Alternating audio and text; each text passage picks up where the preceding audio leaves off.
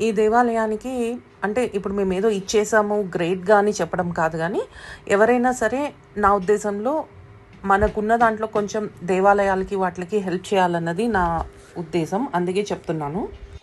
అలా నేను చెప్పాలి అనుకుంటే నేను చేసిన వాటిల్లో ఇట్లా రోజు ప్రతి దాంట్లో చెప్తూనే ఉండాల్సొస్తుంది. అట్లా కాదండి. నేను ఓన్లీ ఫర్ ఇన్ఫర్మేషన్ మీకు షేర్ చేస్తున్నాను. ఈ దేవాలయంలో టైల్స్ అన్నీ మేము వేయించినవే. అలాగే గోడకి పెయింటింగ్స్ అవి ఉంటాయి కదా! అవి కూడా మేము వాటికి కూడా మేమే మనీ ఇచ్చాము. చూడండి లోపలంతా ఇట్లా వర్క్ జరిగింది. ఒక 1, 2 మంత్స్ జరిగింది ఇది. మొత్తం టైల్స్ అవన్నీ బద్దలు కొట్టి మళ్ళీ వేయించారు. సుమారుగా ఈ ప్రాసెస్ అన్నిట్లకి కలిపి 1.5 లాక్ అయింది. అది నేను మా సంతోషే ఇచ్చుకున్నాము. ఇలా చిన్న చిన్న టెంపుల్స్ ఉంటాయి చూడండి. పెద్దవంటే ఎండోమెంట్స్‌లో వాళ్ళు చేస్తూ ఉంటారు. ఇట్లా చిన్న చిన్న టెంపుల్స్ ఉంటాయి.